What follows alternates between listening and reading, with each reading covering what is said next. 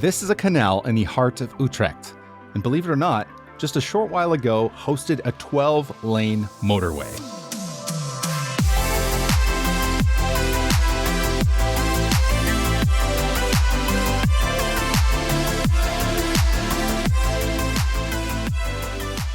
All right, so it's day number 6. I had a great sleep last night in that hostel. I think it was called Bunk. It was actually pretty nice. It was like a capsule hotel. But I'm in the downtown of Utrecht right now. Check this out. This is where I'm at. I don't know if you recognize this, but if you don't, let me give you a little reminder here. There we go. So this here used to be a motorway. It was a motorway. Look at it. Look, that's ridiculous. They turned it back into a canal. This is a good reminder that it wasn't just Rotterdam that was seduced by the car. In the middle of the 20th century, plans were drawn up to build a ring road around the city core. Instead of bulldozing neighborhoods like we did in North America, they planned to pave over the existing canals. Construction began in the 60s, which led to a thoroughfare so wide that it could accommodate as many as 12 lanes for cars. However, the ring road was never completed due to local and national pushback, including the government declaring much of the old waterways as monuments. Only the western portion was ever completed, with a small portion of the north turned into a parking lot. And that pushback never ceased. In the late 90s, a group dedicated to removing the motorway eventually persuaded the city council to return the canal to its original state. And in stages, the canal was eventually returned to water, and where there were 12 lanes for cars, there are now just 2. But more importantly, there are lovely places to hang out with friends or even go for a float. In fact, it even has some old ruins for which I could not find any information, perhaps the foundation of Vredenburg Castle, which once stood here. But if you know, please leave a note in the comments. I gotta say, I really like Utrecht. As in Delft, I felt like I could stay there for a few days and just relax, but I feel like I could live here. It has energy, a lot like Amsterdam, but feels cleaner and fresher, and I really love it. And just steps away, so over that way, is the busiest bike intersection, maybe in the world, and the world cycling capital. It might be the cycling capital, but as some suggest, Groningen may have that crown. But honestly, I still can't believe how many people on bikes you see riding around Utrecht. It's amazing. But back to Vredenburg, the busy bike intersection I talked about in the previous day is actually known for their Miffy traffic lights. Named so for the character that shows up on the pedestrian light, a beloved cartoon bunny rabbit appearing in a series of Dutch picture books. And just one street over along another canal is where you find that picturesque spot fit for a postcard.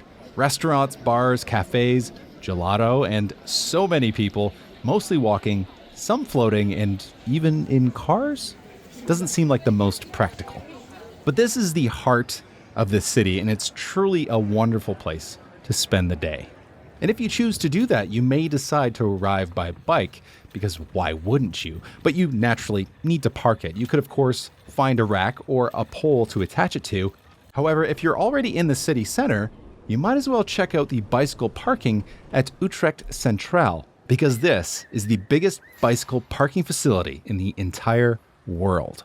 The area surrounding the station has over 33,000 spots to park a bike. There are many outdoor racks like this massive one, and some indoor parking like this one on the west side. But the spot I want to highlight is the eastern 3-floor parking garage, with enough space to fit over 12,500 bicycles. It was completed in 2019 at the cost of over 30 million euros, or more than 2,400 per space, which sounds like a lot, but considering that a car parking space like this can cost as much as 50,000 euros per space, so I think you're getting a pretty good deal. There is an entrance on both the north and south side of the garage, which you just ride your bicycle into. In fact, you could ride your bike right through as a shortcut if you wanted. But as you enter the garage, you are presented with the current availability on each floor. The lowest floor is typically used by folks wishing to take a train, as there is a direct access tunnel. The top floor used by people wanting to visit the mall or local businesses, and the middle level reserved for subscription holders. All you need to do is tap your transit pass, an OV chip card, and ride on through, where you will find more granular information on availability, telling you how many spots are open in each row, split for top and bottom racks. The bottom racks are naturally more popular, as you just need to roll your bike in and lock up.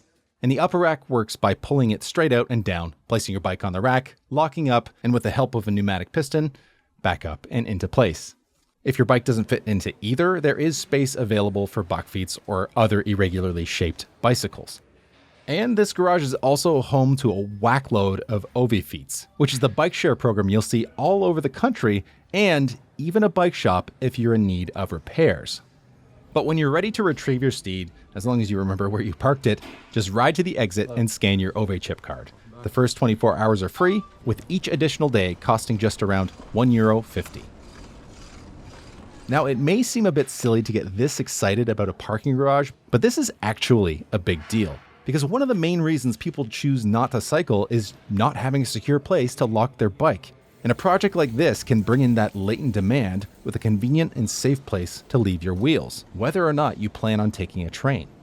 But what I find wild is that even though there are over 33,000 spots here, it often gets close to full, so officials do what they do, expansions are in the works.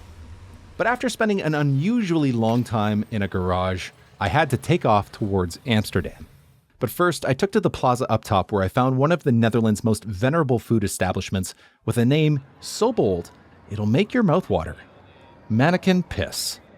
Their fries and frikandel make great bike fuel, which I would need for what was ahead because while it wasn't the longest leg, just a simple 33 kilometers to the outskirts of Amsterdam, it would turn out to be the toughest of the entire trip. So I headed north, out of Utrecht, towards my final destination.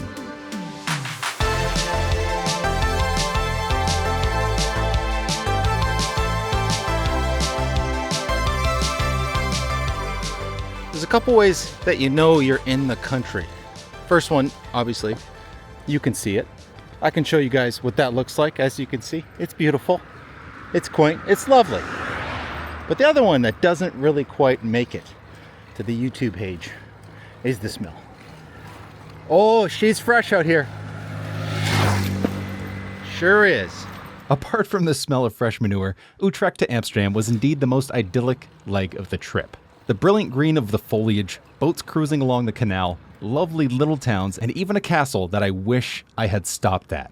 But while lovely, it was difficult. And this is threefold. The first is the fact that I rode over 90 kilometers the previous day. My ass was really feeling it. But the second part is something that many people have commented on. Some seem to think that I didn't know, which is the fact that I was riding an absolute lemon of a bike. And if you didn't notice yet, here is the fully unmuted experience. Now, I don't want to slam the company I rented this bike from. They were incredibly friendly and helpful. They hooked me up with saddlebags, a repair kit, and even let me leave my empty backpack with them. But this bike needed work. The right foot pedal always felt crooked, like it might fall off, and overall, I just felt like I really had to push to get this thing to move. You may have heard me out of breath while on flat ground, and hills, from what little I came across, not good.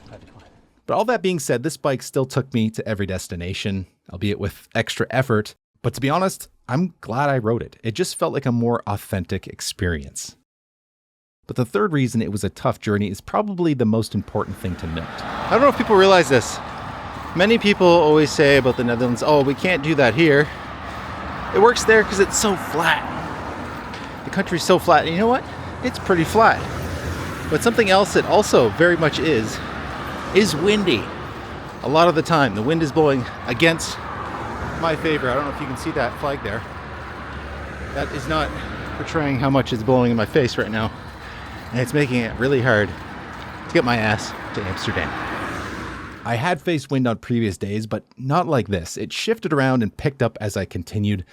Nevertheless, I trudged forward and I was rewarded with more lovely sights. A simple yet beautiful canal-side path took me to another cycling and pedestrian bridge, which led to more quaint countryside sights all the way to southeast Amsterdam. But once I arrived, I decided to take it easy for the night, so I would be ready for my final day spent in the big city.